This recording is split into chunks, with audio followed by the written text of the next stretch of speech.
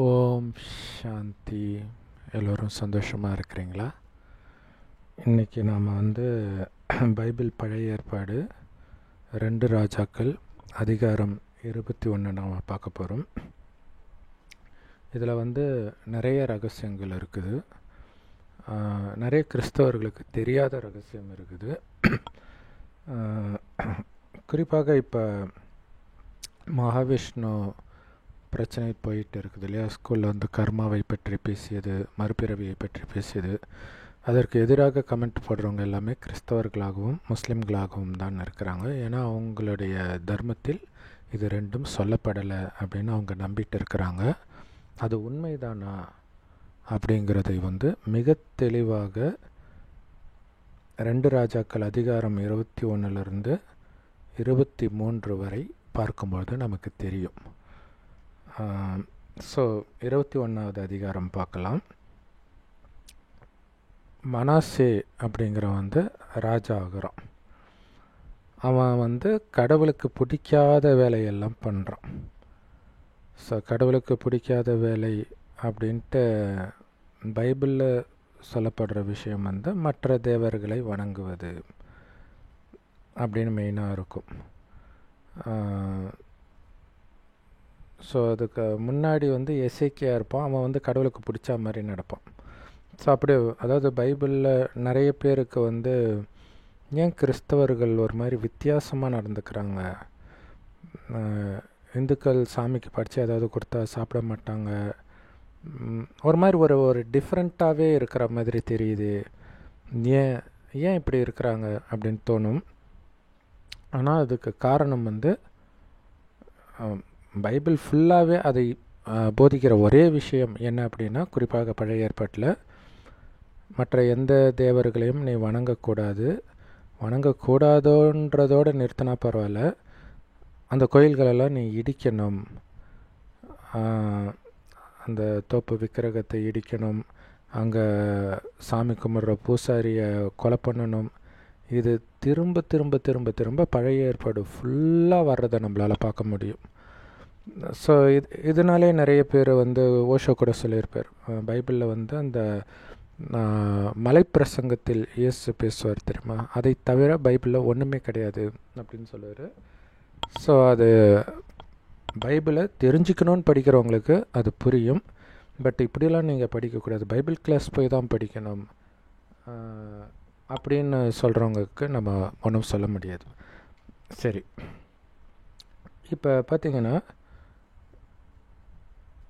இதுக்கு அப்போ இதில் குறிப்பாக இது எப்படி வரும்னா, ஒரு ராஜா கடவுள் சொல்கிற மாதிரி நடப்பார்.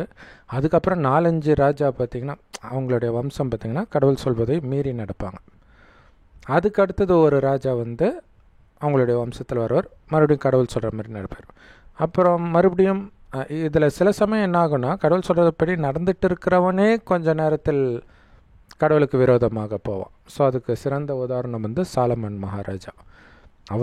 அவர் தான் முதலாக கோயிலை கட்டுறார் கடவுளுக்கு. ஸோ அப்படி கட்டுற அவரே போக போக என்ன ஆகுதுன்னா, அந்நிய தேவர்களுக்கு கோயில் கட்டுறாரு, வழிபடுறாரு. அது காரணம் அவர் நிறைய திருமணங்கள் பண்ணுறார். ஸோ அங்கே காமம் தப்பு அப்படிங்கிறத டைரெக்டாக சொல்லாமல் நிறைய திருமணம் பண்ணுறாங்க. வெவ்வேறு ஜாதி சார்ந்த பெண்ணை திருமணம் பண்ணுறாரு, அவங்கவுங்க கடவுளை வழிபடுறார், அதனால் கடவுள் கோபமுற்றார் அப்படின்னு போட்டு விட்டாங்க. ஸோ இங்கே விக்கிரகம் அப்படிங்கிற இடத்தில் நீங்கள் காமம் அல்லது விபச்சாரம் அப்படின்னு போட்டு பார்த்தீங்கன்னா மட்டும்தான் பழைய ஏற்பாடில் இருக்கிறது ஆன்மீக ரகசியமாகவே உங்களுக்கு தெரியும். இல்லாட்டினா ஜென்ரலாக எப்படி தெரியுதோ அப்படி தெரியும். சரி,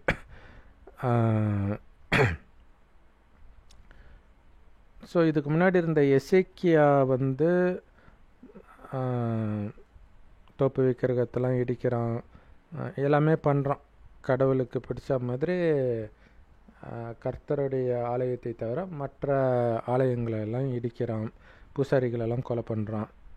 இப்படியெல்லாம் பண்ண இடத்தில் மீண்டும் இந்த மனசை கோயில் கட்டுறான்.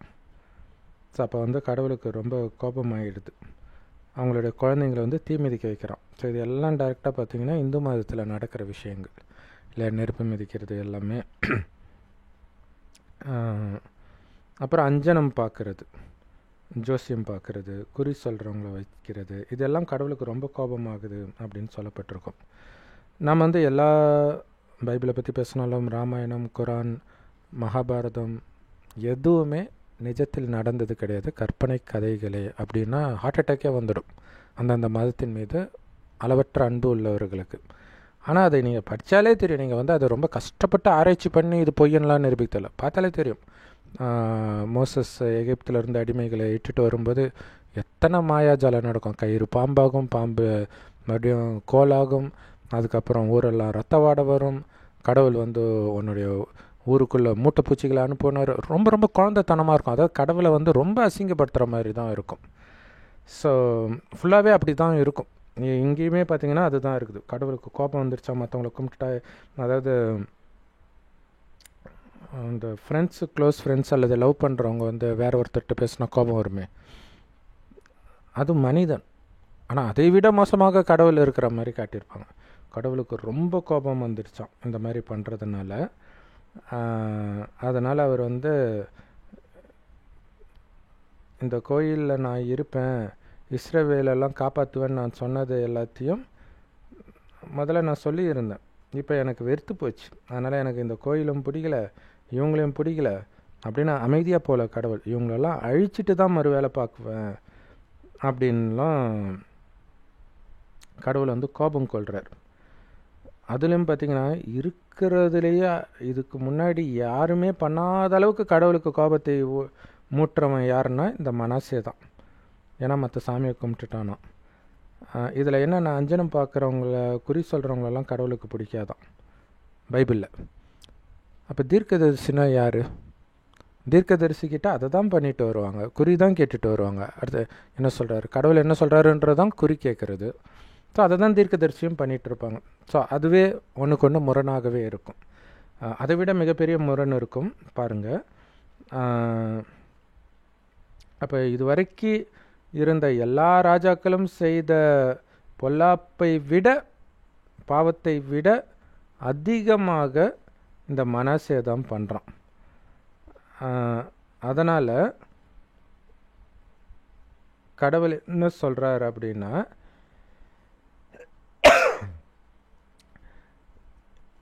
கேட்க போகிற யாருடைய 2 காதிலையும் அது தொனித்து கொண்டிருக்கும்படியான பொல்லாப்பை நான் எருசலேமின் மேலும் யூதாவின் மேலும் வரப்பண்ணுவேன்.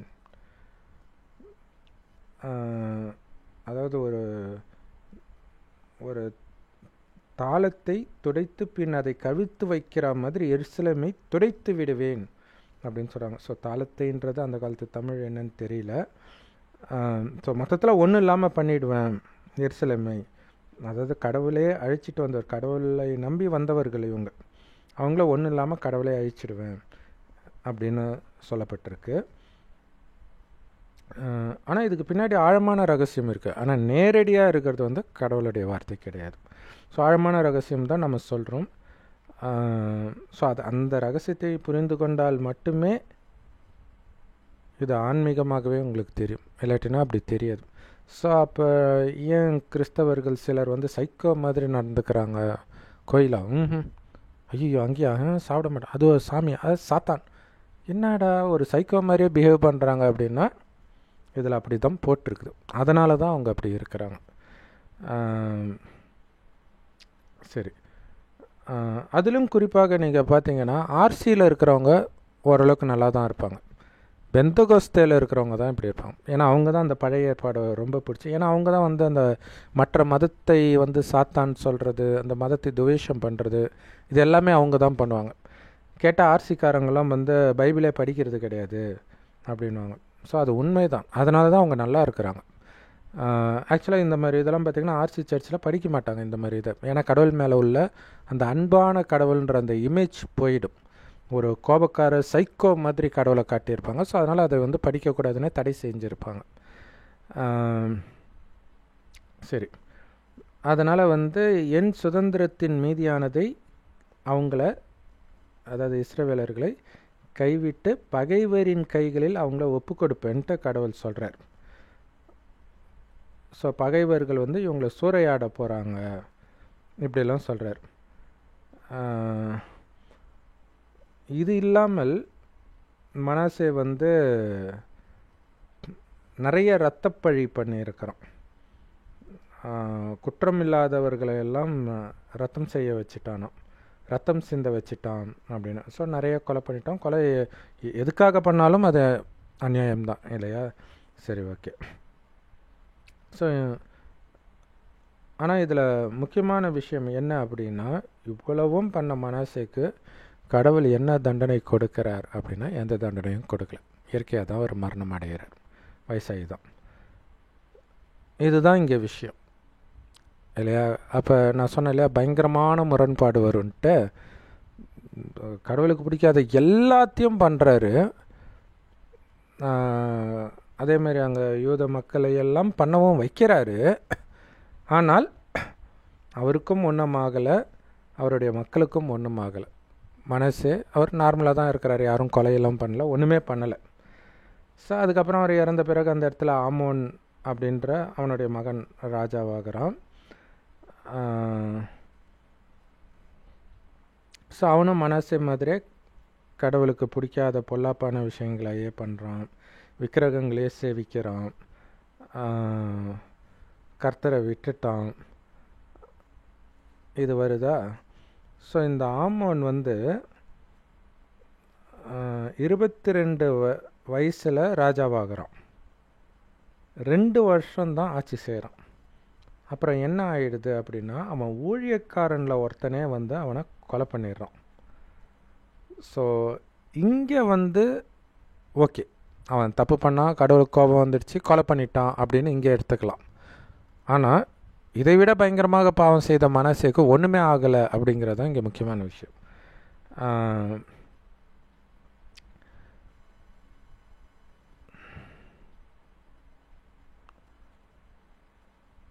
அடுத்தது வந்து தேசத்து ஜனங்கள் பார்க்குறாங்க, என்னடா நம்ம ராஜாவே கொண்டு போட்டானுங்களான்ட்டு வந்து யாரெல்லாம் ராஜாவை கொலை பண்ணாங்களோ அவங்கள கொலை பண்ணிவிட்டு அந்த ராஜாவுடைய ஸ்தானத்தில் அவனுடைய மகனை வந்து ராஜாவாக்குறாங்க. அந்த மகன் யார் அப்படின்னா யோசியா. ஸோ நான் சொன்னேன் இல்லையா, ஒரு நல்ல ராஜா வருவார், அடுத்தது 2-3 கெட்ட ராஜாக்கள் வருவாங்க. கெட்ட ராஜாக்கள்னால் என்னென்னா பைபிளின் பாஷையில் கெட்ட ராஜாக்கள் ஒன்றும் இல்லை, எல்லா சாமியும் கும்பிடுவாங்க, அவ்வளோதான். எல்லா சாமியும் கும்பிட்டா என் மதமும் சம்மதம்னா அவங்க கெட்டவங்க பைபிள் பாஷையில். குரான்லேயும் அப்படி தான் இருக்கும்.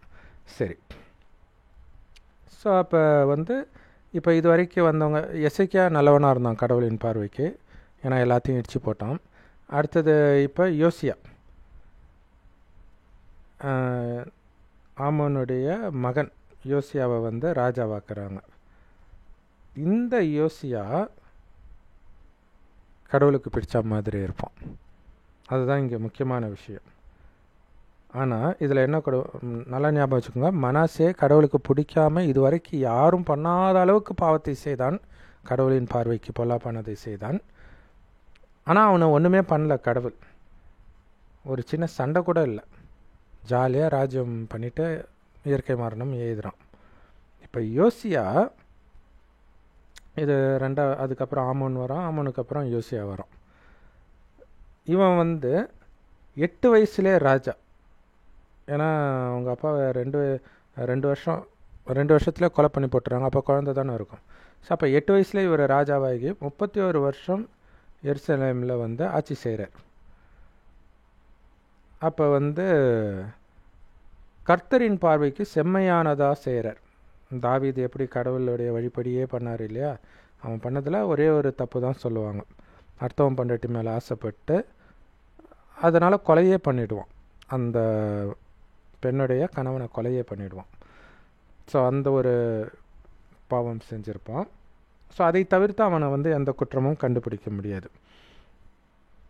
ஸோ அந்த மாதிரி அதாவது பைபிளின் பாஷைப்படி குற்றம் கண்டுபிடிக்க முடியாது. ஆக்சுவலாக பார்த்தா நிறைய விஷயங்கள் இருக்கும், ஒருத்தனை கொலை பண்ணலாம் போவான், இந்த மாதிரி நிறையா இருக்கும். சரி,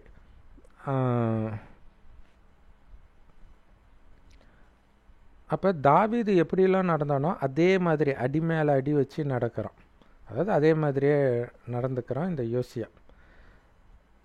அப்போ வந்து என்ன பண்ணுறான், இந்த கோயில்களெல்லாம் சரி பண்ணுறோம், சீரமைக்கிறதுக்காக காசெல்லாம் வாங்கி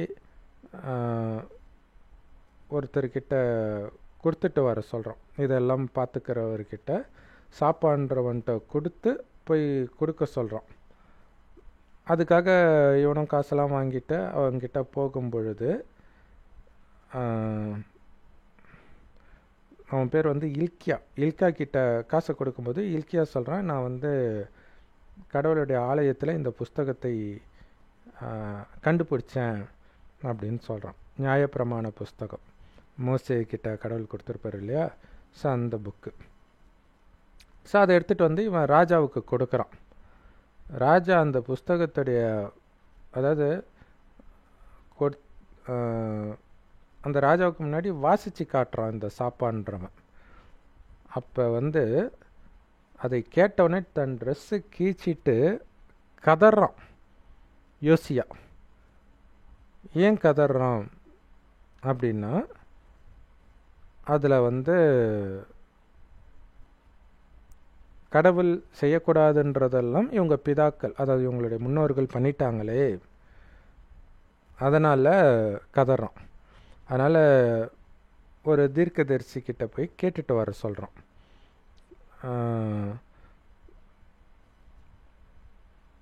ஏன்னா நம்ம முன்னோர்கள் இந்த புஸ்தகத்தின் வார்த்தைப்படி நடக்கலையே, அப்போ கடவுள் நம்ம மேலே பற்றி எறிந்த கர்த்தருடைய உக்கிரம் ரொம்ப பெருசு, அதனால் போய் கடவுள் நமக்கு என்ன சொல்கிறாருன்னு கேட்டுட்டு வாங்க அப்படின்னு சொல்கிறாங்க. ஒரு பெண் தீர்க்கதரிசி இருக்கிறாங்க, உல்தால் அப்படின்ட்டு. ஸோ அவங்க சொல்கிறாங்க, ஸோ யூதாவின் ராஜா வாசித்த புஸ்தகத்தின் வார்த்தையை அதில் என்னென்னலாம் பொல்லாப்பு நடந்திருக்குது,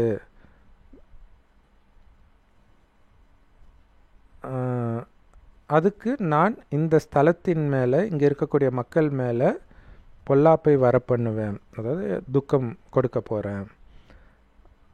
அவங்க செய்கிற ஒவ்வொரு காரியமும் எனக்கு கோபம் ஊட்டுற மாதிரியே இருந்துச்சு. மற்ற தேவர்களுக்கு தூபம் காட்டினாங்க, அதனால் என் உக்கிரம் இந்த ஸ்தலத்தின் மேலே பற்றி எரியும் அப்படின்னு கடவுள் அந்த பொண்ணு மூலமாக சொல்கிறார். அது அந்த பற்றி எரியிற நெருப்பு அணையவே அணையாது அப்படின்னு கர்த்தர் சொல்கிறார். So God is love, God is truth, Jesus is love இப்படிலாம் சொல்லிவிட்டு அந்த பழைய ஏற்பாடில் வர அந்த கடவுள் தான் ஜீசஸ்னு வேறு சொல்கிறாங்க. ஆனால் இங்கே எப்படி காட்டப்பட்டு இருக்குது அப்படின்னா, கிறிஸ்தவர்கள் சொல்லுவாங்க, கடவுள் அப்போ அப்படி இருந்தார், அவருக்கு அப்போ அப்படி ஒரு முகம், அதுக்கப்புறம் இப்படி மாறிட்டார். ஸோ அதுவுமே பார்த்திங்கன்னா குரான்லே வரும். அப்பப்போ மாறுறதுக்கு நான் என்ன மனுஷனா? இந்து மதத்தில் சதா சிவம்னு சொல்லுவாங்க, ஒரே குணம்தான் இருக்கும் இறைவனுக்கு எப்போவுமே எந்த காலத்திலும். அதனால் ஒரு தடவை கொலை பண்ண சொல்லிவிட்டு இன்னொரு தடவை ஒரு கணத்தில் 5 மறு கணத்தை காட்டு அப்படின்னு சொல்கிறது கடவுளுடைய வேலை கிடையாது. எப்போவுமே ஒரு கணத்தை இருந்தால் மறு கணத்தை காட்டுன்னு அன்பை போதிக்கிறது தான் கடவுளுடைய வேலை. கடவுளுடைய ஞானம் அங்கே வெளிப்பட்டு இருக்குது, இயேசுவை கடவுள் நம்ம சொல்லலை. சரி, அதனால் அவர் சொன்ன அந்த மலை பிரசங்கத்தில் அவர் சொன்ன எல்லாமே, அல்லது மேபி ஏதாவது எக்ஸப்ஷன் இருக்கலாம், பட் பெரும்பாலும் எல்லாமே உண்மையிலே கடவுள் கொடுக்குற ஞானம் தான். ஸோ அது கேட்கும்போதே தெரியும். ஸோ அதனால தான் இயேசுவை கடவுளுக்கு நிகராக கிறிஸ்தவர்கள் பாவிக்கிறாங்க. சரி, அதே மாதிரி யூதா ராஜா கிட்ட போய் நீ சொல்லு, நீ இந்த வார்த்தையை அதாவது இந்த ஸ்தலத்துக்கும் அதன் குடிகளுக்கும் விரோதமாக அவங்க பாழும் சாபம் உடையவர்கள் அப்படின்னு சொல்லு, இந்த மக்கள் அவ்வளோ சபிக்கப்பட்டிருக்கிறாங்க அப்படின்னு சொல்லுன்ற. ஆனாலும் இந்த வார்த்தையை கேட்கும் பொழுது உன் இருதயம் இலகி கர்த்தருக்கு முன்னாடி ட்ரெஸ்ஸை கீழ்ச்சி உன்னை தாழ்த்திக்கிட்ட பற்றியா, அழுத பற்றியா, அதனால் உன் விண்ணப்பத்தை நான் கேட்டேன் அப்படின்னு கடவுள் சொல்கிறார். அதனால் உன்னை நான் பிதாக்கள் அண்டையில் சேர்த்து கொள்வேன், அதனால் நீ சமாதானத்தோட உன் கல்லறையில் சேருவாய். ஸோ இங்கே கடவுள் கொடுக்குற வெகுமானம் என்ன? சாகிறது தான். ஸோ இதே பைபிளில் தான் பாவத்தின் சம்பளம் மரணம்னு இருக்கும். ஸோ அதை நீங்களே புரிஞ்சுக்கோங்க, இது கடவுளுடைய வார்த்தையாக இருக்குமா அப்படின்ட்டு. ஸோ ஏன்னா 2 வழி தான் இருக்குது உலகத்தில். ஒன்று கடவுளுடைய வழி, கடவுள் ஒருத்தர் தான். அவர் இறுதியில் கொடுக்குறார். எப்போ கொடுக்குறார் அப்படின்னா, இது மொத்தமே 5000 வருட காலச்சக்கரம். முதல் பாதி சொர்க்கம், அடுத்த பாதி நரகம். நரகத்தின் இறுதியில் இருக்கிறோம். கலியுகத்தின் கடைசி 100 வருடம் இறைவன் வரார். அவரை தான் அல்லாஹ், பரமபிதா, சிவன் அப்படின்னு சொல்கிறோம். கடவுள் ஒருவரே. அவர் நம்மளை மாதிரி தாயின் கர்ப்பத்தில் குழந்தையாக பிறக்கிறது இல்லை. அதனால தான் சிவலிங்கத்தை காட்டுறாங்க. லிங்கத்துடைய மேல் பகுதி இது தானே, கீழ்ப்பகுதி. அவர் ஒரு வயோதிகர் உடலில் அவர் வாய் வழியாக பேசுகிறார். ஏன்னா அவருக்குன்னு சொந்த உடல் எடுக்கிறது கிடையாது. அப்போ அந்த வாய் தான், அந்த வயோதிகருக்கு பிரம்மான் பேர் வைக்கிறார். அந்த பிரம்மாவுடைய வாய் தான் சிவலிங்கத்துடைய கீழ்ப்பகுதி. அதனால தான் அது பேரே கோமகி, பசுவின் வாய் அப்படின்னு சொல்லுவோம். ஸோ சிவத்தந்தை தனக்கு உடல் இல்லாத காரணத்தினால் யார் உடலை எடுக்கிறாரோ அவரை தாயாக, இத்தனைக்கும் அவர் ஆண் உடலை தான் வரார், பட் அவருக்கு உடலை கொடுத்ததுனால அவர் தாய். அதுதான் தாயும் தந்தையும் இணைஞ்சிருக்கிறாங்கன்னு சொல்கிறது. ஆனால் இது தெரியாமல் இந்து மதத்தில் தவறுதலாக ரொம்ப அருவருப்பான கதைகள் எல்லாம் சொல்லிட்டாங்க. எல்லா மதத்துலையும், எந்த மதத்தில் தான் கடவுளை மகிமைப்படுறாங்க? எல்லாத்துலேயும் இப்போ நம்ம பார்க்குறதெல்லாம் கடவுளுடைய மகிமையாக யோசிச்சு பாருங்கள். எமக்காக கடவுளே ரத்தத்தை சிந்தினீரேன்னு கிறிஸ்தவர்கள் அழுகுறாங்கல்ல. ஆனால் அப்படியே இங்கே இருக்குது பழைய ஏற்பாடில். ஸோ அதை படித்து காட்டும்போது, இல்லை உங்களுக்கு படிக்க தெரியல, ஃபஸ்ட்டு புதிய ஏற்பாடு படிக்கணும், அப்புறம் தான் பழைய ஏற்பாடு படிக்கணும். ஏன் தலைகீழாக படிக்கணுமா எல்லாத்தையும்? சரி.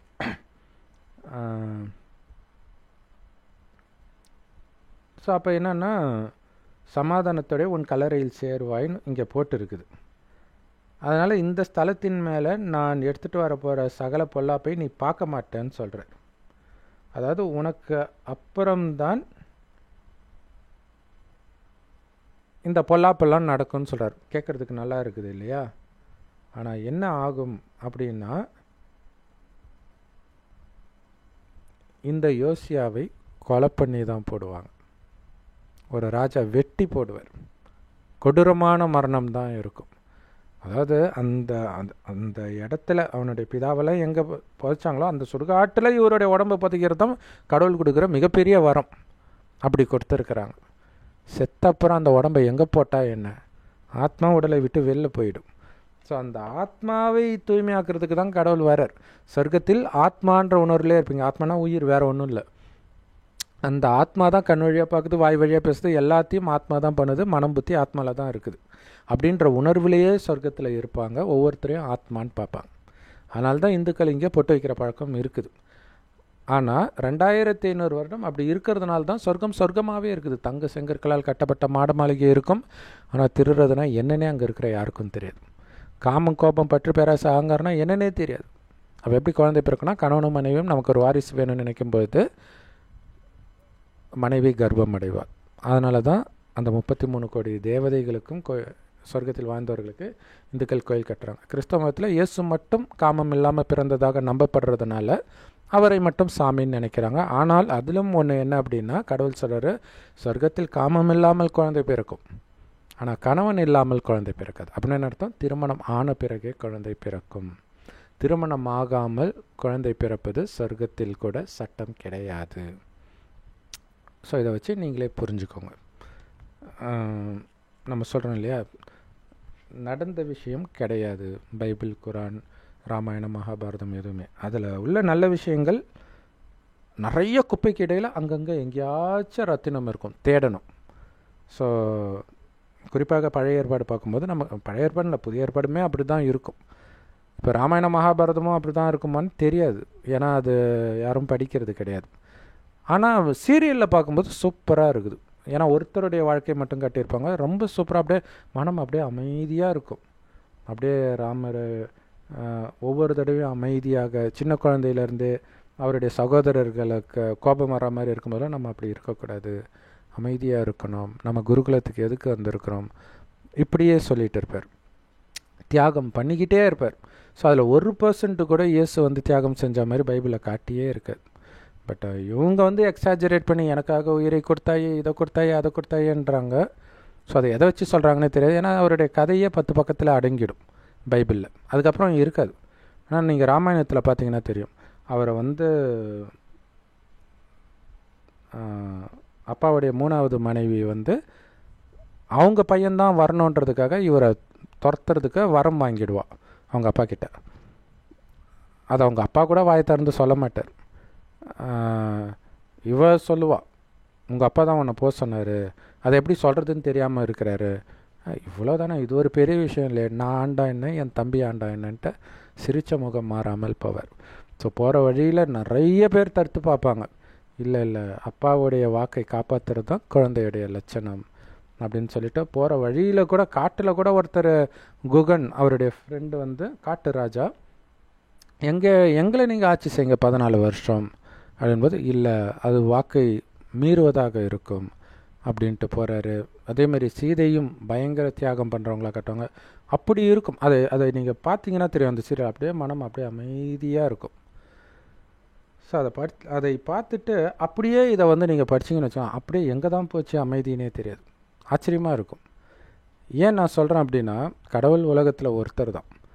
இப்போ ராமாயணமே கற்பனை கதை தான், அதுவுமே நிஜத்தில் நடந்தது கிடையாது. பட் ஆனால் முன்னாடி எழுதப்பட்டது எப்போவுமே நல்லா இருக்கும். அப்புறம் போக போக போக போக அது மோசமாக ஆகும். ஏன்னா அந்த குணம் இருக்குது இல்லையா, இயேசு வந்து அந்த கடைசியில் சிலுவையில் அறையப்படும்போது மட்டும்தான் அவர் முழு தெய்வீக குணத்தோடு இருப்பார். ஸோ அது வரைக்கும் பார்த்திங்கன்னா கோபம் வரும், அத்தி மரத்தெல்லாம் சபிப்பார். அது உடனே கிறிஸ்தவர்கள் என்ன சொல்லுவாங்க, இல்லை இல்லை அதை நீங்கள் நேரடியாக பார்க்கக்கூடாது, நேரடியாக பொருள் கொள்ளக்கூடாது. அப்போ எதையுமே நேரடியாக பொருள் கொள்ளாதீங்க, மற்றதெல்லாம் மட்டும் ஏன் நிஜத்தில் நடந்ததாக நினைக்கிறீங்க. ஸோ அப்போ அங்கே நெகட்டிவாக வரும்போது மட்டும் நேரடியாக எடுத்துக்க மாட்டாங்களாம், மற்றதெல்லாம் நேரடியாக எடுத்துக்குவாங்களாம். சரி, இங்கே வந்து எல்லாருக்கிட்டேயும் வந்து ராஜா சொல்கிறான், இந்த மாதிரி படித்து காட்டுறாரு ராஜா, இனிமேல்ட்டு நம்ம வந்து கர்த்தரை பின்பற்றி நடக்கணும், மோசேயோடைய கட்டளையெல்லாம் ஃபாலோ பண்ணணும் அப்படின்னு உடன்படிக்கை பண்ணுறான். எல்லோரும் ஓகே சொல்கிறாங்க. அவ்வளோதான், ஆரம்பிச்சிட்டார் கொலவெறியும் நம்ம ராஜா. கடவுளுக்கு பிடிச்ச மாதிரி நடக்கிறார். என்ன பண்ணுறாரு, பாகால் விக்கிரகத்தோப்பை வெட்டுறாரு, சகல வானத்தின் சேனைக்கெல்லாம் கட்டப்பட்டிருந்ததெல்லாம் வட்டிச்சு நொறுக்கிறாரு. பாருங்களாம், இயேசு எதுவுமே பண்ணலை இல்லையா. அப்போ உண்மையிலே கடவுளுக்கு மிகப்பிரியமானவராக இவர் தான் இருக்கிறார். நீங்கள் யோசிச்சு பாருங்களாம், ஏன்னா கடவுளுக்கு இதுதானே பிடிக்கும், அதை தான் இவர் பண்ணுறார். இயேசு எங்கேயாவது கோயிலை இடிச்சார், எதுவுமே பண்ணலை. அப்போ இயேசுவை வணங்குறாங்கன்னு சொல்லிட்டு மற்ற மதத்தை வெறுக்கிறாங்க அப்படின்னா, மற்ற மதத்துக்கு கடவுளுக்கு கொடுக்குறத சாப்பிட மாட்டேன்றாங்கன்னா அவங்களுக்கே என்ன பண்ணுறாங்கன்னே தெரியல. பாதிரியார் என்ன சொல்கிறாரோ அப்படியே போட்டுக்கிறாங்க. அதான் நம்ம சொல்கிறது, அந்த மத தலைவர்கள் சொல்கிறத கேட்டு தான் கெட்டு போகிறதே. நீங்கள் டைரெக்டாக புக்கை படிச்சிங்கனாலே உங்களுக்கு உண்மையாக பொய்யான்றதே தெரிஞ்சிடும். எதெல்லாம் கடவுளுடைய வார்த்தை, எதெல்லாம் சாத்தானுடைய. கடவுளுடைய வார்த்தை எங்கேயாவது தான் இருக்கும், முழுக்க முழுக்க சாத்தானுடைய வார்த்தை தான் இருக்கும். எல்லா மத வேத புஸ்தகத்துலையுமே அப்படி தான் இருக்கும். அல்லது கலந்து கலந்து வரும் எங்கேயோ. அதாவது கீதை தான் முதலாக தோன்றிய வேதம் உலகத்திலே. அதனால தான் கீதையை வந்து தாய் கீதா மாதானே சொல்லுவாங்க. ஸோ அதோடைய குழந்தை குட்டி தான் மகாபாரதம், ராமாயணம், குரான், பைபிள் எல்லாமே. அந்த கீதையில் நல்லா தான் இருக்கும், ஆனால் அதுலேயே அது எங்கே சொல்லப்பட்டதாக இருக்கும், யுத்த மைதானத்தில் கொலை செய்வதற்காக சொல்லப்பட்டதாக எழுதியிருப்பாங்க. ஆனால் உள்ளே கொலை பண்ணுறதை பற்றியே இருக்காது. ஸோ அதுதான் அதோடைய குழந்தைகள். மற்ற வேதங்கள்லாம் பார்த்திங்கன்னா வெட்டு குத்து அது இதுன்னு போய் அப்படியே டார்ச்சர் ஆகிற மாதிரி இருக்கும். இன்னொன்று கீதை புரியவே புரியாது. ராமாயணம் புரியும், மகாபாரதம் புரியும், கீதை புரியாது, இறைவனுடைய ஞானம் தெரியாமல். ஆனால் அப்போவுமே அதிலே எந்த அளவுக்கு உண்மை இருக்குதுன்னா, கடவுள் என்ன சொல்கிறாருன்னா, தோசை மாவு இருக்கு இல்லையா, அந்த மாவை அரைச்சிட்டு அதில் உப்பு எவ்வளோ போடுவாங்க, கொஞ்சம் தான் போடுவாங்க. ஒரு பக்கெட்டு மாவுக்கு கொஞ்சோண்டு உப்பு தான் போடுவாங்க. அந்த உப்பு அளவு தான் உண்மையே இருக்குது கீதையிலேன்றார். இப்போ மற்றதெல்லாம் எப்படி இருக்குன்னு யோசிச்சு பாருங்கள். சரி, உடனே இவர் கடவுளுக்கு பிடிச்ச மாதிரி வெட்டுறா குத்துறான்ட்டு எல்லா கோயிலை இடிக்கிறது, அந்த கோயிலில் பூசாரி இருந்தவனெல்லாம் பிடிச்சி கொலை பண்ணுறது, மற்றவெல்லாம் எந்த கோயிலை கட்டினானோ அதையெல்லாம் தீட்டுப்படுத்தினாங்கன்றாங்க. அதுக்கு என்ன அர்த்தம்னு தெரியல, என்னென்ன அசிங்கம் பண்ணானோ தெரியல தீட்டுன்ட்டு. ஸோ தீட்டுன்னு ஒரு வார்த்தையில் முடிச்சிருப்பாங்க. ஒரு சில இடத்துல வந்து எலும்பு, மனித எலும்பு போட்டோம், இந்த மாதிரிலாம் இருக்கும். அங்கே இருக்கிறவங்கள கொலை பண்ணியும் அந்த எலும்பையும் போட்டு தீட்டுப்படுத்தினோம், இப்படியெல்லாம் சொல்லப்பட்டிருக்கும். இதை பார்க்கும்போது நமக்கு வந்து ராமாயணத்தில் வந்து காட்டில் முனிவர்கள் வந்து யாகம் வளர்ப்பாங்க உலக அமைதிக்காக. அப்போ சாத்தானுடைய வேலை என்னன்னா, மேலே இருந்து அப்படியே பறந்து வந்து அசுரர்கள்லாம் எலும்பு போடுவாங்க, சாணி போடுவாங்க, ரத்தத்தை ஊற்றுவாங்க. இதைத்தான் இவன் பண்ணிகிட்டு இருக்கிறான். இல்லை அங்கே எதை சொல்லியிருக்கிறாங்களோ அதை தான் இவன் பண்ணிகிட்டு இருக்கிறான். கேட்டால் இதுதான் கடவுளுக்கு பிடிச்சது அப்படின்னு சொல்கிறாங்க. அடுத்தது பாகால் தெய்வங்கள், சூரியன் சந்திரனுக்கெல்லாம் வந்து தூபம் காட்டுறவங்க எல்லாரையும் அகற்றான், நிறைய பேரை கொலையும் பண்ணுறான், அந்த கோயிலெல்லாம் இடித்து எரித்து அந்த சாம்பலை தூக்கி ஆற்றுல போடுறான்.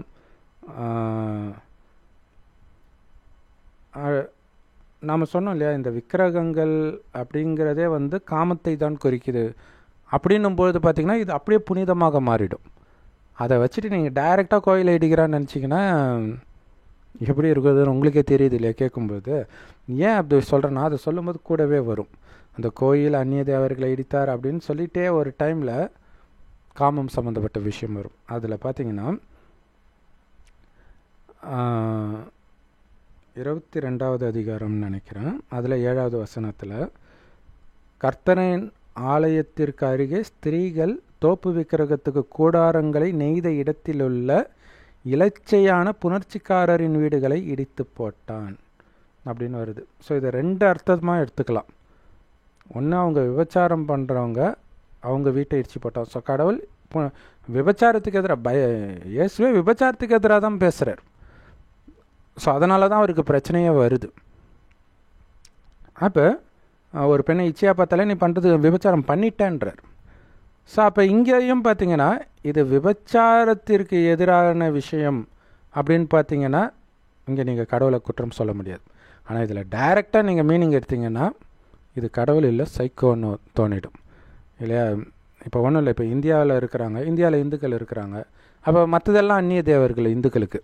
அப்போ எல்லாத்தையும் வச்சு அடித்து கொளுத்தி நெருப்பில் போட்டான்னா என்னன்னு சொல்லுவோம். அதேமாதிரி முஸ்லீம் நாடு இருக்குது, அவங்க நிஜமாகவே அப்படி தான் பண்ணுறாங்க இல்லையா. ஆப்கானிஸ்தானில் வந்து புத்த மத கோயில் இடித்தாங்க, இதெல்லாம் பண்ணாங்க. நமக்கு எப்படி தோணிச்சு, வெளியில் சைக்கோன்னு தான் தோணிச்சு. ஸோ அப்படி கடவுள் சொல்லுவாரா அப்படிங்கிறத நீங்கள் யோசிக்கணும். சரி,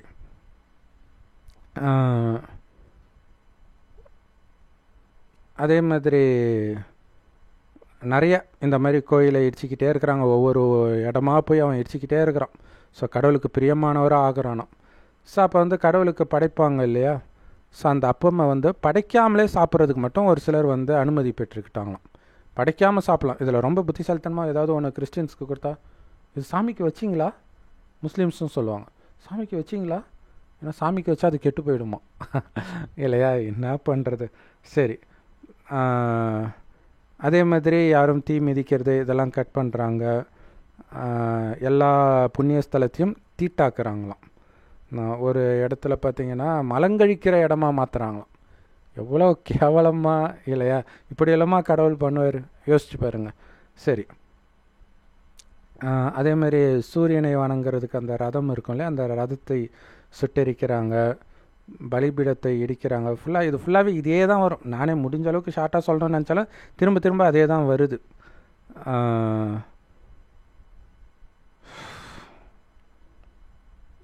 ஸோ பெரும்பாலும் பார்த்திங்கன்னா இந்த மாதிரி பெந்தகோஸ்துக்காரங்களுக்கு வந்து அந்த பேய் பிடிக்கிறதெல்லாம் வந்து அதிகமாக இருக்கும். ஸோ இந்த மாதிரி எந்த நேரமும் இதை இடிக்கணும் அதை இடிக்கணும்னு நினச்சா அப்புறம் வராமல் என்ன ஆகும். அதுமாதிரி பேய் ஓட்டுறதெல்லாம் அவங்க தான் பண்ணுவாங்க, யூடியூப்லலாம் நீங்கள் பார்க்கலாம் இல்லையா.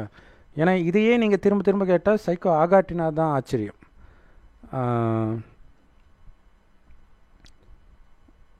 சரி, இதே மாதிரி சுட்டு எரிச்சிக்கிட்டே இருக்கிறான் எல்லாத்தையும். நானும் திருப்ப பார்க்குறேன், எல்லா இடத்துலையும் எலும்பு போடுறான், இடிக்கிறான், இதை இடிக்கிறான் அதை இடிக்கிறான், இதே தான் இருக்குது. அதில் ஒருத்தன் தீர்க்கதரிசியோடைய எலும்பு இருந்துச்சான், அதை மட்டும் விட்டுருங்கன்னு சொல்லிட்டான். ஓகே, எல்லாத்தையும் இடிச்சிட்டான்னா அடுத்தது அந்த நியாயப்பிரமாண புஸ்தகத்தில் பஸ்கா பண்டிகை கொண்டாட சொன்ன மாதிரி கொண்டாடுங்கன்றாங்க. ஸோ இதுக்கு முன்னாடியும் யாரும் அந்த மாதிரி கொண்டாடலையா, அதுக்கப்புறமும் கொண்டாடலையா. ஸோ இது வந்து பைபிளில் பாஷை எப்போவுமே இந்த மாதிரி நிறையா வரும். இந்த மாதிரி இவனுக்கு முன்னாடியும் கிடையாது, அவனுக்கு அப்புறமும் கிடையாது. அதேமாதிரி சாலமோனை பற்றி சொல்லும்போது அதுக்கு முன்னாடியும் இந்த மாதிரி செல்வமிக்க அல்லது ஞானமிக்க ராஜா கிடையாது, இதுக்கு அப்புறமும் கிடையாது அப்படின்னு சொல்லப்பட்டிருக்கோம். ஸோ ரொம்ப கோலாகலமாக கொண்டாடப்படுது. அடுத்தது வந்து அஞ்சனம் பார்க்குறவங்க, குறி சொல்கிறவங்க, அந்த மாதிரி ஆட்களெல்லாம் நிர்மூலமாக்குறான், கொலை பண்ணுறான். முழு ஆத்மாவோட மோசேஸ் சொன்ன எல்லாத்தையும் நான் பண்ணியே தீருவேன்டா அப்படின்ட்டு இருக்கிறான். ஸோ மோசேஸ் ஒன்று பண்ணியிருப்பார், சண்டே வந்து வேலை செய்யக்கூடாது, ஓய்வு நாள்.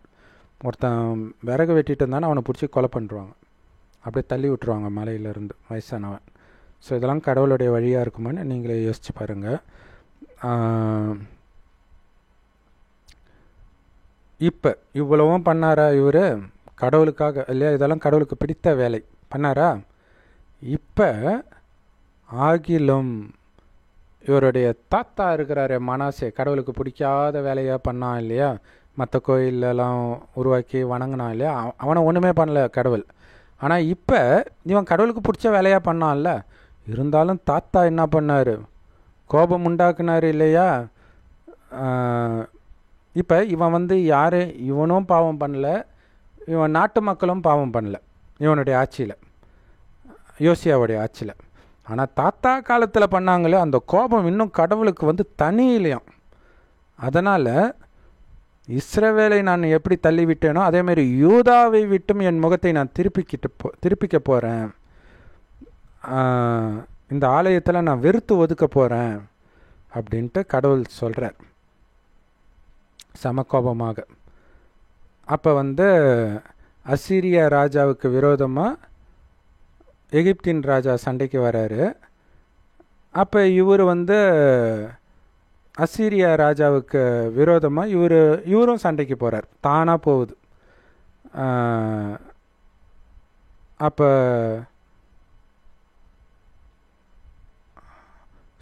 எகிப்து ராஜாவுக்கு எதிராக இவன் சண்டைக்கு போகிறான். அப்போ பார்வன் நேகோ அவன் தான் எகிப்து ராஜா. அவன் வந்து இவனை பார்த்த உடனே, யோசியாவை பார்த்த உடனே அங்கேயே வெட்டி போட்டுடுறான். ஸோ கடவுளுக்கு பிரியமாக நடந்ததுக்கு என்ன ஆகுது? ஏன்னா பைபிளில் சொன்ன மாதிரி இந்த இடங்களில் சொன்ன மாதிரி நடந்தால் அவனுடைய வாழ்க்கை இப்படி தான் முடியும் இல்லையா? ஸோ புரிஞ்சுக்கணும் கடவுளுடைய வழி எது, சாத்தானுடைய வழி எதுன்ட்டு. சரி, ஆனால் கடவுள் இங்கே என்ன சொல்கிறார் அப்படின்னா, சொர்க்கத்தில் காமம் கோபம் பற்றி பேராசை அகங்காரம்னா என்னன்னே தெரியாது. தங்க செங்கல்களால் மாளிகை இருக்கும், ஆனால் கதவு ஜன்னலே இருக்காது. ஏன்னா திருடுறதுனா என்னன்னே தெரியாது. ஸோ அதனால தான் இயேசு வந்து குழந்தைகளை மாதிரி பரிசுத்தமாகாமல் சொர்க்கத்துக்கு போக முடியாதுன்ற. குழந்தைக்கும் பெரியவங்களுக்கும் முக்கியமான விஷயமே காமம் தான் இல்லையா? காமம்னா என்னென்ன குழந்தைக்கு தெரியாது. ஸோ அதுதான் அதோடைய அர்த்தமே. அதை தான் இறைவன் சொல்கிறார். அது மாதிரி பரிசுத்தமாகணும் அப்படின்னா இப்போ ஆத்மாவில் காமம் கோபம் பற்றி பேராசை ஆகிறதுக்கு அடிமை ஆகிட்டோம். கரிமீன் எல்லாமே, வெறுப்பு, சுயநலம், இது எல்லாம் போனோன்னா உடம்புன்றதே மறந்துடு, வெறும் ஆத்மான்னு வந்து ஆத்மாவின் தந்தை சிவபரமாத்மாவை நினைவு செய். அவரை தான் அல்லா பரமபிதான்றோம். பரமபிதா இயேசு கிடையாது கடவுள், தாயின் கர்ப்பத்தில் பிறக்கிற யாரும் கடவுள் கிடையாது. சரி, இவர் தான் பிறப்பிறப்பிலே வர்றது கிடையாது. கடைசியின் ஒரு வருடம் கூட ஒருத்தர் உடலுக்குள்ளே பிரவேசமாகி இந்த ஞானத்தை நேரடியாக கடவுள் சொல்கிறார். இறை தூதரெல்லாம் கிடையாது, நேரடியாக அவரே வந்து சொல்கிறார். ஏன் சொல்கிறார் அப்படின்னா, இப்போ இயேசு கிறிஸ்துவை எடுத்திங்கன்னா கிறிஸ்தவ மதத்துக்கு முன்னாடி வரார். ஏன்னா கிறிஸ்தவ மதம் உருவாக்குறதுக்கான ஞானத்தை சொல்கிறதுக்கு அந்த நேரத்தில் தான் இயேசு வரணும். இப்போ கிறிஸ்தவ மதம் உருவாகிறதுக்கு முன்னாடி தானே அந்த ஞானம் தேவை. அதேமாதிரி முகமது நபி முஸ்லீம் மதம் உருவாகிறதுக்கு முன்னாடி வரார். அதேமாதிரி கடவுள் சொர்க்கம் உருவாகிறதுக்கு முன்னாடி வரார். ஏன்னா சொர்க்கத்துக்கு போகிறதுக்கான ஞானத்தையும், அதுக்கு உலக அழிவுக்கு பிறகு தான் சொர்க்கம் வரும், இதே பூமி சொர்க்கமாக மாறும். அப்போ உலக அழிவிலிருந்து தப்பிக்கிறதுக்கான வழியும் சொல்லிக் கொடுக்குறார். எதுக்கு? ஆத்மாவுக்கு, உடம்புக்கு கிடையாது. உடம்புக்கு கண்டிப்பாக மரணம் உண்டு. அதுதான் கீதையில் ஆத்மா வெட்ட முடியாது, எரிக்க முடியாது, நினைக்க முடியாது, எதுக்கு நீ பயப்படுற? ஒன்றே ஒரு கவலை இருக்கணும், ஆத்மா இன்றைக்கி குப்பை சேர்ந்துடுச்சு, காமம் கோபம் பற்று பேராசை அகங்காரம். ஸோ அந்த குப்பையை நீக்கணும்னா அந்த குப்பை கொஞ்சம் கூட சேராத பரிசுத்தமாக இருப்பவர் இறைவன் மட்டுமே. ஸோ அவர் செம்பு நிறமான ஒளி உலகத்தில் நட்சத்திரம் மாதிரி இருக்கார். ஸோ இறைவன் ஒளியானவர்னு எல்லா மதத்துலையுமே இருக்கும், அல்லாஹ் நூறுன்னெலாம் இருக்கும். ஸோ அப்போ அவரை நினைவு பண்ணிக்கிட்டே இருக்கணும். உங்களையும் ஆத்மா நினச்சி ஒன்று நினைவு பண்ணும். உடல் இருக்கிறதே மறந்துடணும். மற்றபடி இந்த உலகத்தில் வந்து இது நரகத்தில் இல்லையா எப்படி நடக்கும் அப்படின்னா, இப்போ பைபிளில் போட்டுற மாதிரி தான் நடக்கும். அதை பற்றிலாம் கண்டுக்காதீங்க, அவங்க அப்படி தான் இருப்பாங்க. நீங்கள் கடவுளுடைய குழந்தைகள், அவங்களுக்கு ஞானத்தை கொடுங்க, அது கருணை. ஆனால் பெரும்பாலும் கேட்க மாட்டாங்க. கோடியில் ஒருத்தர் தான் இந்த ஞானத்தை கேட்பாங்க. ஸோ நம்ம வீடியோ ரெகுலராக நீங்கள் பார்க்குறீங்க அப்படின்னாலே நீங்கள் தேவதை ஆத்மா தான். சிலர் நெகட்டிவ் கமெண்ட்டு போடுவாங்க, ஆனாலும் திரும்ப திரும்ப பார்ப்பாங்க. அப்போ புரிஞ்சிக்கலாம் அது தேவதை ஆத்மா ஒரு 2-3 ஜென்மமாக கிறிஸ்தவ மதத்தில் அல்லது முஸ்லீம் மதத்தில் பிறந்திருக்கும். ஸோ அது அந்த ஈர்ப்பு இருக்கும். ஸோ அதுலேருந்து வெளியில் வர்றதுக்கு அவங்களுக்கு ரொம்ப நாள் ஆகும், அவ்வளோதான். பட் இருந்தாலும் இங்கே ஏதோ ஒன்று இருக்குது அப்படிங்கிறது அவங்கள பிடிச்சி இழுக்கும். ஸோ இங்கே முக்கியமான விஷயம் என்னென்னா, நிறைய சாமியை கும்பிட்றான் மனாசே, அவனுக்கு ஒன்றுமே ஆகலை. ஏன்? அவன் கடவுள் வழிப்படி நடக்கிறான், ஒரிஜினல் கடவுள் வழிப்படி. கடவுளுடைய வழி எல்லாரையும் வணங்குறது அது கிடையாது, கடவுள் அதை சொல்லலை. ஆனால் அமைதியாக இருக்கிறான், அன்பாக இருக்கிறான், அதனால் அவனுக்கு பிரச்சனை வரல. இவர் என்ன பண்ணார், போய் உட்காந்துட்டு அந்த கோயில் ஆயிடுச்சு இந்த கோயில் ஆயிடுச்சுன்னா அவன் கம்முன்னு இருப்பானா? முதல்ல யோசித்து பார்க்கணும் இல்லை. அதனால தான் இயேசு ஒரு கண்ணத்தை அறைந்தால் மறு கண்ணத்தை காட்டுன்றார்.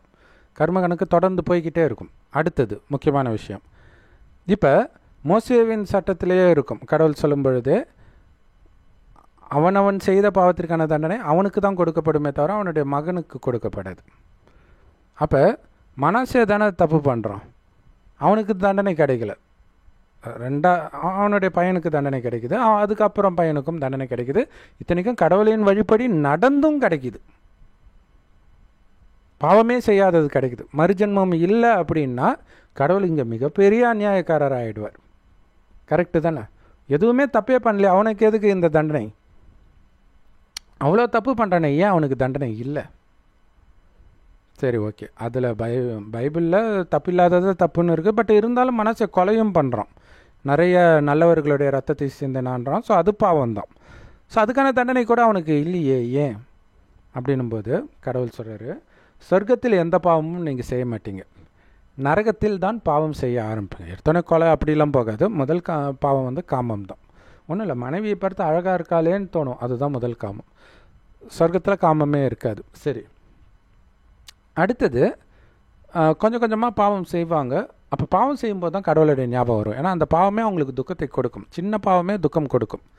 அப்போ தானாகவே கடவுளுடைய நினைவு வரும். அப்போ தான் முதலாக கோயில் கட்டுறாங்க. உலகத்திலே முதலில் கட்டப்பட்ட கோயில் குஜராத்தில் சோமநாதர் ஆலயம், சிவனுடைய ஆலயம். இதோடைய நினைவாக தான் பைபிளில் முதல் கோயிலை சாலமன் கட்டினான்ட்டு இருக்கும் இல்லையா? அங்கே தங்கம் இதெல்லாம் இருக்கிறதா சொல்கிறாங்களா? அந்த மாதிரி தங்க வைர வைடூரியம் நிரம்பிய கோயில் அது. அதை கொள்ளையடிப்பதற்காகத்தான் முகமது கஜினி 17 முறை இந்தியாவை படையெடுத்தான். அதை நம்மளே பெருமையாக வேற படிச்சுக்கிறோம். ஸோ இங்கே நடக்கிற விஷயத்தை தான் இங்கே சாலமோனுக்கு நடந்ததாக சொல்லிட்டாங்க. ஸோ அடுத்த அதிகாரத்தில் இருக்கும் அந்த கோயிலை எப்படிலாம் கொள்ளையடிக்கிறாங்க, அதுக்கு முன்னாடியே கூட கொள்ளையடிச்சிருப்பாங்க.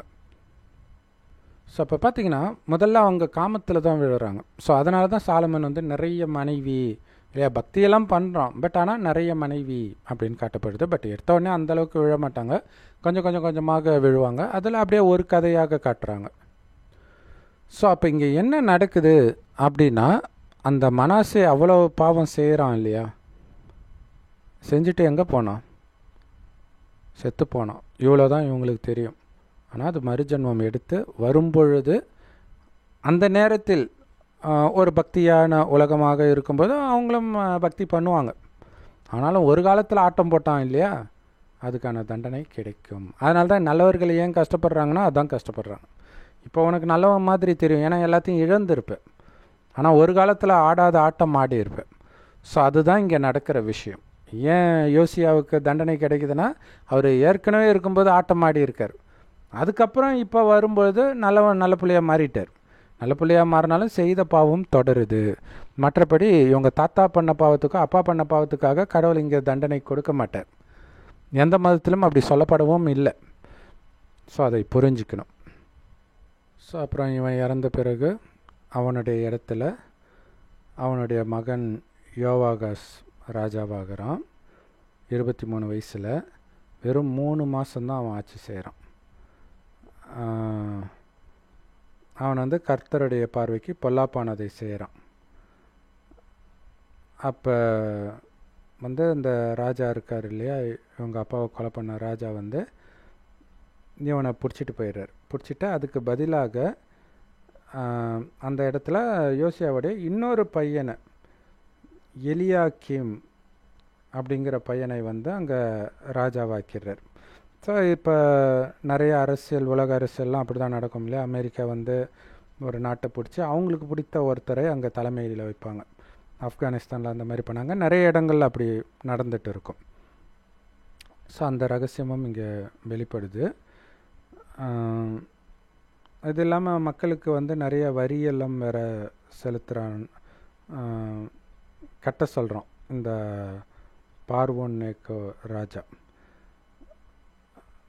அப்புறம் இந்த யோவகாசை வந்து பிடிச்சிட்டு போயாச்சு, அங்கே போய் அவன் இறந்துடுறான்.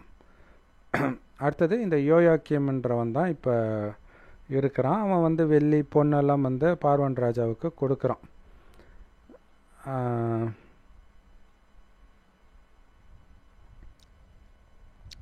ஸோ இவன் வந்து 11 வருஷம் ஆட்சி பண்ணுறான். கர்த்தரின் பார்வைக்கு பொல்லாப்பானதை செய்தான் அப்படின்னு இருக்குது. ஸோ என்னென்ன பொல்லாப்பானது அப்படின்றத சொல்லலை. ஸோ அடுத்தது பாருங்கள், இவன் வந்து 3 வருஷம் ஆட்சி செய்கிறான். அந்த ராஜாவுக்கு கப்பம் கட்டுறான். அதுக்கப்புறம் கப்பம் கட்ட முடியாதுன்னு கலகம் பண்ணுறான். உடனே என்ன ஆயிடுது, நிறைய நாட்டுப்படை வந்து அவனுக்கு எதிராக வருது. கல்தேயர், சீரியர், மோவாபியர், அம்மோன் புத்திரர் எல்லாம். ஸோ இது வந்து கர்த்தர் தீர்க்கதரிசிகள் மூலமாக யூதாவை அழிக்கும்படி அந்த வார்த்தையின்படி வரவிட்டார். ஸோ அழிக்கிறதுக்காக கடவுளே அனுப்புகிறாராம். ஏன் அனுப்புகிறார் அப்படின்னா, மனாசே அவ்வளோ பாவம் பண்ணான் இல்லையா, அவனை ஒன்றுமே பண்ணல கடவுள். ஸோ அவனுடைய பையன், அவனுடைய பையன், அவனுடைய பையன், இது 3வது தலைமுறை இல்லையா, கொள்ளுப்பேரன். ஸோ கொள்ளுப்பேரனை அழிக்கிறார் கடவுள்.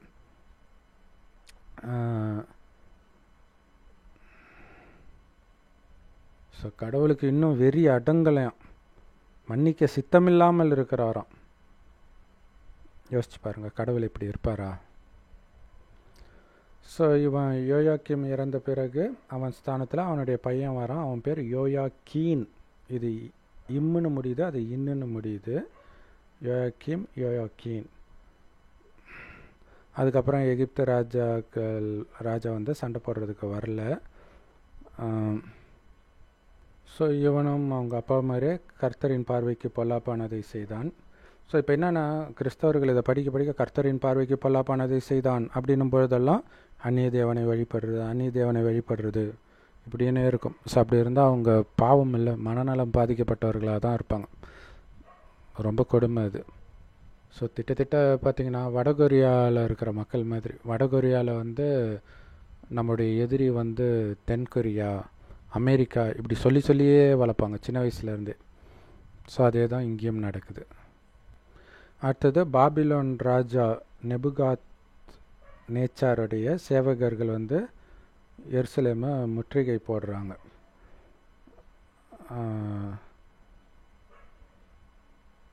ராஜாவே நேரடியாகவும் வராரு. அப்போ ராஜாவை சந்திக்கிறதுக்காக இந்த யூதா ராஜா யோயாக்கீன், அவங்க அம்மா, ஊழியக்காரர், பிரபுக்கள், பிரதானிகள் எல்லோரும் போகிறாங்க. போன உடனே எல்லாரையும் சிறை பிடிச்சிடுறான். இப்போ தான் கொள்ளையடிக்கிறது நடக்குது. சாலமன் ராஜாவுடைய கோயில் இருக்குது இல்லையா, ஸோ அதில் சகல பொக்கிஷம் எல்லாத்தையும் அப்போ பார்த்திங்கன்னா இங்கே நடந்ததை நம்ம கண்ணு முன்னாடி ஞாபகப்படுத்துகிற மாதிரி இருக்குது. அப்படியே பாருங்களா, அங்கேருந்து கர்த்தருடைய ஆலயத்தின் சகல பொக்கிஷங்களையும் ராஜாவுடைய அரண்மனையின் பொக்கிஷங்களையும் எடுத்துக்கொண்டு, ஏன்னா இதில் நீங்கள் நல்லா யோசிக்க வேண்டிய விஷயம் என்னென்னா, சர்ச்சில் யாரும் தங்கெல்லாம் வைக்க மாட்டாங்க, மசூதியிலையும் வைக்க மாட்டாங்க, இந்து கோயிலில் தான் இருக்கும்.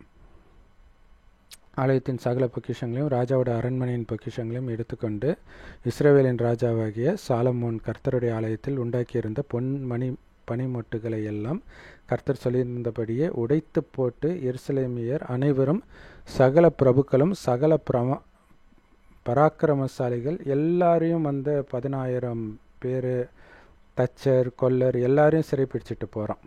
ஏழை ஜனங்கள் மட்டும்தான் அங்கே இருக்கிறாங்க. அதுவும் யோயாக்கீன் ராஜாவையும் பிடிக்கிறான், ராஜாவுடைய அம்மாவையும் பிடிக்கிறான், ராஜாவுடைய பொண்டாட்டிங்களையும் பிடிச்சிக்கிறான், எல்லாரையும் சிறைப்பிடிச்சிட்டு போகிறான். ஸோ யோயாக்கீனுக்கு பதிலாக அந்த இடத்துல வந்து அவங்க சித்தப்பா மத்தனியா அப்படின்றவனை ராஜாவாக வச்சுட்டு போகிறான். அவனுக்கு பேரும் சிதேக்கியா அப்படின்னு மறுபேர் வச்சிடுறான். அப்போ வந்து ராஜாவுக்கு 21 வயசு ஆகுது. 11 வருஷம் ஆட்சியும் பண்ணுறான். அவனும் கர்த்தருக்கு பொல்லாப்பானதையே பண்ணிகிட்டு இருக்கிறான். ஸோ இதில் என்னென்னா, நம்ம வரிசையாக படிக்கிறோம், இப்படி படிக்கக்கூடாது அப்படின்றாங்க. ஆனால் நீங்கள் சர்ச்சுக்கு போனீங்கன்னா சம்மந்தமே இல்லாமல் ஏதோ ஒரு அதிகாரத்துலேருந்தோ ஏதோ ஒரு வசனத்தை எடுத்து படிப்பாங்க. அடுத்து சம்மந்தம் இல்லாமல் வேறு ஏதோ ஒரு திடீர்னு பழைய ஏற்பாடு வரும், திடீர்னு புதிய ஏற்பாடு வரும், இங்கே இருந்தாங்க அங்கே இருந்தாங்க குதிச்சிட்டு இருப்பாங்க. ஸோ அது அவங்களுக்கு ரொம்ப புரியுதான். ஸோ இதில் எருசலேமையும் யூதாவையும் கர்த்தர் தம் சமூகத்தை விட்டு அகற்றி தீர்ற அளவுக்கு கடவுளுக்கு கோபம் இருக்குது இல்லையா அது மேலே, அதனால தான் இப்படி நடந்துச்சான். அது இல்லாமல் சிதேக்கியா பாபிலோன் ராஜாவுக்கு விரோதமாக கலகமும் பண்ணுறான். கப்பம் கட்டுறது அதெல்லாம் நிறுத்தியிருப்பான். ஸோ அதுதான் விரோதமாக கலகமும் பண்ணுறான். ஸோ இந்த ராஜாவை அவங்க தான் ஆக்கிட்டே போகிறாங்க. ஸோ அவங்களே ராஜாவுக்கு அந்த பாபிலோன் ராஜாவுக்கு எதிராக கலகம் பண்ணுறான். ஸோ அதிகாரம் 25. ஸோ இதில் என்ன ஆகுதுன்னா, இவன் சிதைக்க கலகம் பண்ணுறதுனால ராஜாவுடைய இராணுவம் அவன் நாட்டையே முற்றுகை போடுது. உக்ரைனை சுற்றி வளைச்சது இல்லையா ரஷ்யா, அந்த மாதிரி முற்றுகை போடுது.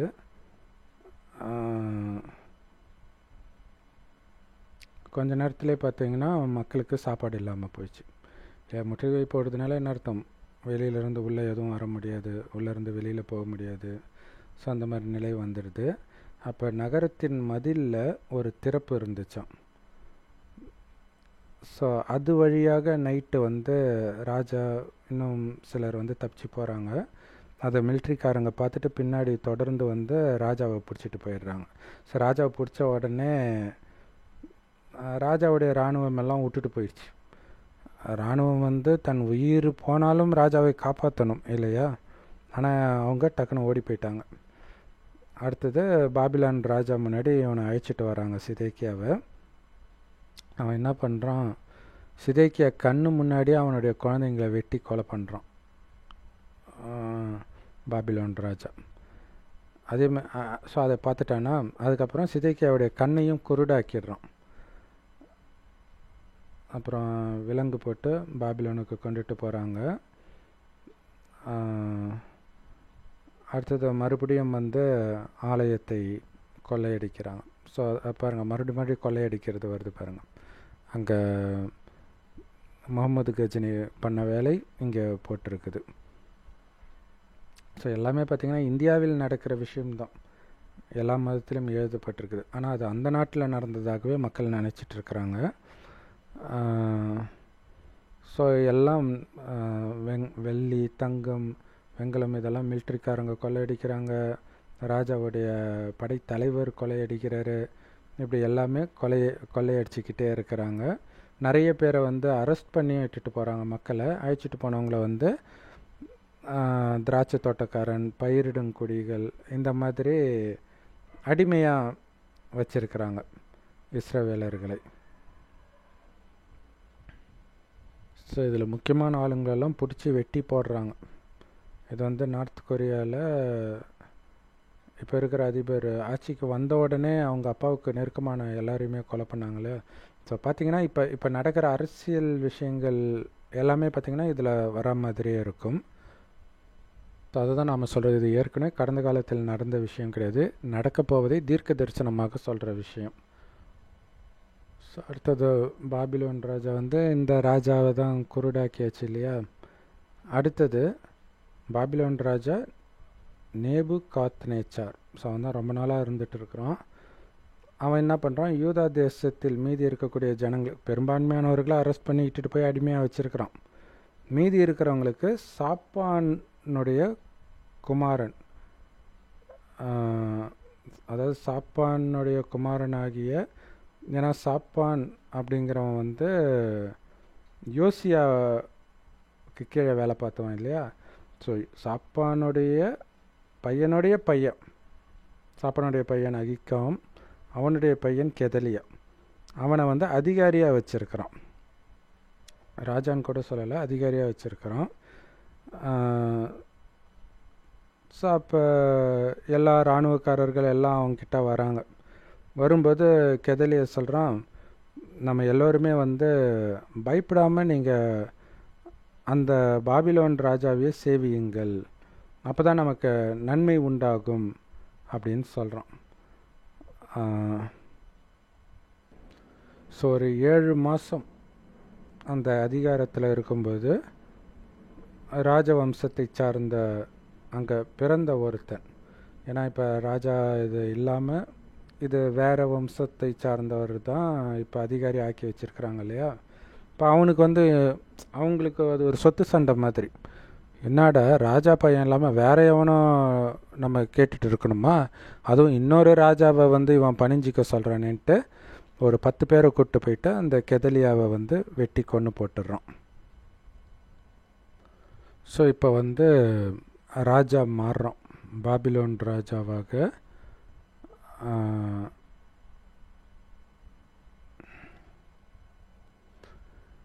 ஏவில் எரோத்தாக் அப்படிங்கிற புது ராஜா வரான். அவன் வந்த உடனே, அதுவும் எப்போ, யூதாவின் ராஜா யோயாக்கீன் வந்து ஒரு 37 வருஷம் இருக்கிறான் ஜெயிலில். அடுத்தது தான் வந்து ராஜா மாறுறாரு. ஸோ அதுக்கு முன்னாடி ராஜா இறந்துட்டாரா என்னன்னு தெரில. அப்போ வந்த உடனே சிறைச்சாலையிலேருந்து யோயாக்கீனை வெளில வர வச்சு அவனுடைய அந்த கைதி ட்ரெஸ் எல்லாம் மாற்ற வச்சு தனக்கு சமமாக அவனுக்கு சிம்மாசனத்தில் உட்கார வச்சு தன் கூடவே சாப்பிடவும் வச்சு அவனுடைய செலவுக்குன்ட்டு ஒரு நிதியையும் ஒதுக்குறான். ஸோ ஒரு திருப்பு முனையாக வருது. என்ன ஆகுதுன்றதை அடுத்த வீடியோவில் பார்ப்போம்.